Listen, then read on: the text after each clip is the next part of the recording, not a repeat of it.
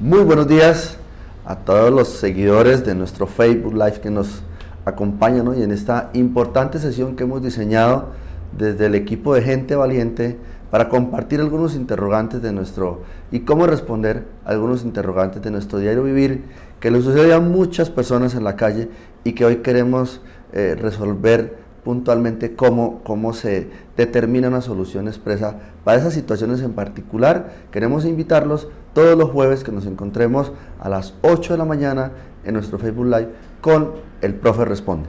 ¿Qué hacer si le presté plata a un amigo y no me paga? Entonces, esa es una pregunta cuando diseñamos nuestra estrategia de el Profe Responde. En la calle preguntamos a varias personas qué les gustaría que tuviéramos en nuestro Facebook Live. Y entonces determinamos esa primera pregunta porque fue la que más nos dijeron en la calle. ¿Qué hacer si le presto plata a una persona, a un amigo y no me paga? Hay dos escenarios: que ese amigo nos firme un título, valor, un instrumento de prueba, o que no lo firme. Vamos primero con la situación de que no lo firma. Si yo le presto plata a una persona, 1 millón de pesos, 3 millones, no sé, la cantidad que ustedes quieran, y esa persona no nos firma un documento en donde quede representada la obligación, lo primero que hay que decir es que el contrato sí se dio. Cuando yo presto plata, nos remitimos al Código Civil a hablar del artículo 2221, que es el contrato de mutuo. Y ese contrato de mutuo se perfecciona con la entrega del dinero. Cuando a mí me piden, oiga, profe, présteme 1 millón de pesos, y yo digo, sí se los presto, pero no los he entregado, ahí no hay mutuo, aún no hay mutuo.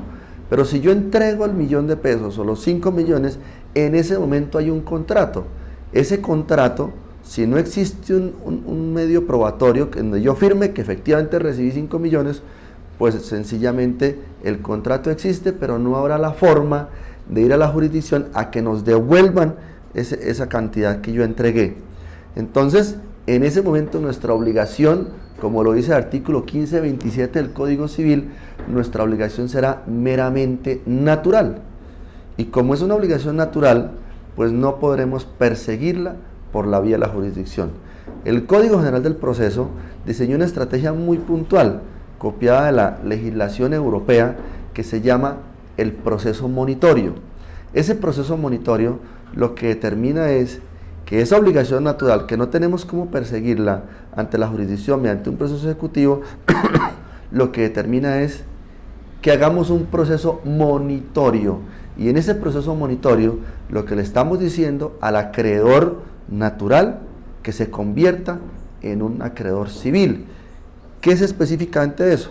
Estamos diciendo, oiga, señor acreedor, usted tiene una forma muy expedita, muy práctica de lograr que ese deudor o esa deudora le devuelva el dinero. ¿Cómo? Es un proceso declarativo express. ¿Cómo es? Vamos al juez, radicamos una demanda monitoria en donde le decimos al juez que hay una persona que nos debe X suma de dinero.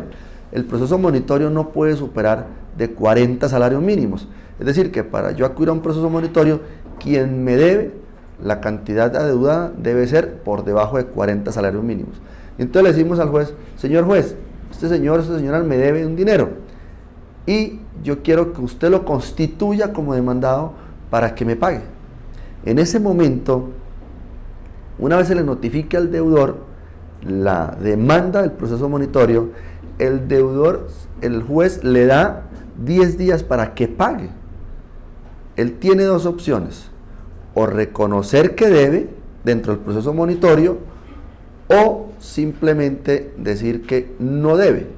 En el momento en que él reconozca la deuda dentro del proceso monitorio, puede ser ante una prueba anticipada que se llama el interrogatorio de parte, en donde yo formulo 20 preguntas al deudor y el deudor allí lo podemos inducir a que reconozca la deuda, y en ese reconocimiento, ese proceso monitorio, esa sentencia, hará tránsito para iniciar un proceso ejecutivo. Y si él dice que no debe, entonces nos vamos a un proceso verbal sumario en donde se resuelve una demanda y entra allí el contrapunteo de decir es que yo debo o sí debo. ¿Qué sucede con el monitorio? Devolvamos un momentico al monitorio. El monitorio tiene una particularidad. el monitorio le traslada la carga de la prueba al demandado. Es el demandado el que tiene que demostrar que no debe, ¿sí? O reconocer que sí debe. ¿Qué significa eso? Pues que el demandante, si alguno de ustedes inicia un proceso monitorio, puede decirle al juez, es que él me debe, solamente así. Pero para soportar, puede, ejemplo, haber que es que yo hago el registro de que en un cuaderno, de que le presté a don Juan Díaz la suma de 3 millones de pesos y lo apunto en un cuaderno, no pasa nada. Eso sirve como prueba. Ejemplo, cuando damos crédito en la tienda y apuntamos ahí en la tienda que 100.000, que 20.000, que 40, al final sumamos y ese señor nos debe 3 millones de pesos de mercado en la tienda y el tendero no sabe cómo cobrar esa deuda, pues esa relación de cifras entregadas, adeudadas en la tienda, pues usted se las entrega al juez, usted le entrega el cuaderno al juez y el cuaderno ahí demuestra que el señor sí debe, ¿sí? Porque es lo que usted ha apuntado ahí y eso sirve de prueba para el demandante y será el demandado, el deudor natural, el que entre a decir si acepta lo que está relacionado ahí o simplemente no lo acepta. Entonces la particularidad del monitorio es que le traslada la carga de la prueba al demandado, en donde entra a reconocer simplemente si debe o no debe, y si debe pues simplemente nos vamos al ejecutivo y si no debe nos vamos al verbal sumario a desestimar o a controvertir lo que dice el demandante. Eso es un proceso muy expedito, muy práctico, en donde es un proceso de única instancia, con una sola audiencia, en donde se resuelve la situación contractual de quien entregó el dinero en un momento y no hizo firmar nada. Entonces los invito a aquellas personas que de pronto tienen deudas sin que exista un título de valor a que hagan un proceso monitorio. Ese proceso monitorio pues efectivamente debería necesitar el acompañamiento de un abogado, en donde el abogado hace todo el acompañamiento jurídico y llevar a buen término este proceso. Eso si nos ocurre que el dinero se prestó pero no se firmó nada. Ahora, hay otra situación que ocurre mucho en Bucaramanga y en muchas partes del país, es prestar plata y firmar una letra en blanco. Eso es otra situación que ocurre mucho, inclusive con los prestadiarios. Cuando yo tengo taller de mecánica, que el salón de belleza, esa empresa familiar, el ayudante de calzado y muchas personas hoy que acuden a lo que llamamos comúnmente como el gota a gota. Ellos hacen firmar una letra en blanco. Esa letra en blanco, cuando ustedes firman la letra en blanco, le están diciendo a la persona que entrega la letra, tome, le entrego esta letra y lo faculto para que usted diligencie la letra. La Corte en el año 2010, la Corte Constitucional y la Corte Suprema de Justicia en el año 2010, en una sentencia de tutela y en una sentencia de casación unificaron un criterio y dijeron que una letra en blanco llenada por el tenedor de la letra es la facultad que da el deudor, el firmante en blanco, para que el tenedor la diligencia basado en dos cosas, en una situación que puede ocurrir de dos formas, lo dice el 622 del Código de Comercio, en unas instrucciones que pueden ser verbales o escritas. Es decir, que si yo firmo una letra en blanco y no pacté por escrito cómo diligencia la letra, estoy entregándole al tenedor de la letra unas instrucciones verbales. Hay algunos abogados que al tener la letra en blanco y le dice el deudor, hágame un favor, déjeme una fotocopia de la letra, y efectivamente el tenedor tiene la copia de la letra en blanco, la tiene en blanco. Y entonces algunos abogados que dicen, es que señor juez, el señor llenó la letra diferente y entonces hay abuso de firma, hay falsedad en documento privado, falsedad ideológica y otras cosas que se inventan. Eso no es cierto, eso no es cierto. ¿Por qué? Porque la Corte ya lo dijo muy claro, que las instrucciones pueden ser verbales.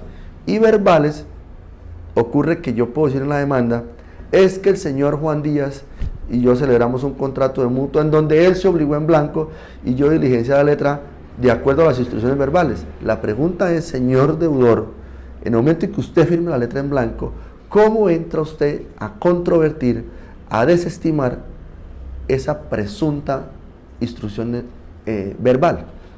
Es muy difícil de probar. Entonces la sugerencia que nosotros hacemos y que hacemos desde la academia, en el aula, a los muchachos y muchachas que estamos formando como abogados y como abogadas, es que le sugieran a sus clientes, y aquí también hacemos la invitación a cada uno de ustedes que firme en blanco, es que hagan unas instrucciones escritas, en donde digan que en caso de diligenciar la letra para presentarla a la jurisdicción, la letra sea diligenciada hasta por 20 millones de pesos, un ejemplo. O sea, póngale tope a la letra, porque si ustedes no le ponen tope, el tenedor de la letra la puede diligenciar por 30 millones cuando usted prestó solamente 5, usted recibió 5, y el tenedor de la letra la puede llenar por 30, por 20. Es como cuando usted firma en un contrato de arrendamiento, es algo muy peligroso, que usted firme un contrato de arrendamiento y además firme 12 letras. Y además de eso le dice el arrendatario, fírmeme esta letra en blanco por si usted no paga el agua o la luz antes de irse. Y resulta que termina usted, señor deudor, señor arrendatario, siendo ejecutado por una letra por 10 millones de pesos y fue la que usted firmó en blanco. Entonces, es supremamente gravísimo esa situación. Hay que saber, ejemplo, si usted va a firmar una letra en blanco para soportar los recibos, servicios públicos, cuando usted termine el contrato de arrendamiento, pues póngale la letra. Ahí por detrás, la letra será diligenciada hasta por el monto del saldo de los servicios públicos. ¿Eso qué está diciendo? La letra es en blanco, pero usted le está incorporando unas instrucciones. Significa que el tenedor de la letra no la podrá diligenciar por más de lo que sume el agua, la luz, el teléfono y el internet, que usted queda pendiente por pagar cuando desocupa ese inmueble. Entonces, hay que tener mucho cuidado cuando diligenciemos esos documentos en blanco, porque estamos facultando al tenedor del título, que puede ser pagaré o puede ser una letra, a que lo llene de acuerdo a lo que se dice en derecho, a su libre albedrío, basado en unas presuntas instrucciones. Entonces, la invitación clara que hacemos es a que tengan mucho cuidado cuando diligencian letras en blanco. Ahora, ¿qué sucede si la letra se llenó, si la letra se diligenció como se prestó el dinero? 5 millones y efectivamente la llenamos por 5 millones de pesos. Ojo, sí, a mí me prestan 5 millones de pesos, yo pido prestado 5 millones y me los prestan y firmo una letra por 5 millones de pesos. Resulta que yo hago abonos a esos 5 millones, ya aboné 500,000 pesos, luego aboné 1 millón. Ese recibo, señor deudor, que usted hace frente a la letra de 5 millones, la letra arriba trae un numerito, número y trae un espacio. Pónganle número a la letra, el número que ustedes quieran, la fecha de su cumpleaños, la que quieran, pero pónganle un número a la letra, número, letra número 510, letra número 570, letra número 685, no pasa nada, pónganle un número a la letra. Y cuando ustedes vayan a abonar a esa letra, en el recibo, pongan abono a la letra número 685, a interés o a capital, la suma de 500,000 pesos, saldo tanto, porque en el momento, señor deudor, que usted lleve ese recibo, que usted lo ejecuten y que usted lleve ese recibo, lo más probable es que si usted no le pone número a la letra y el recibo queda suelto, lo más probable es que no podamos hacer un nexo de causalidad entre ese recibo que usted, que demuestra que usted ya hizo un abono, y la letra, porque no es ni una conexidad de relación entre el número de la letra y el recibo abonado. Bueno, por hoy terminamos nuestro Facebook Live, invitándolos a que todos los jueves nos encontremos y hablemos de temas muy interesantes que hemos determinado en la calle, de personas que hoy quieren resolver dudas muy prácticas del derecho. El profe responde todos los jueves a las 8 de la mañana. Nos vemos el próximo jueves. Un abrazo para todos. Chao, chao.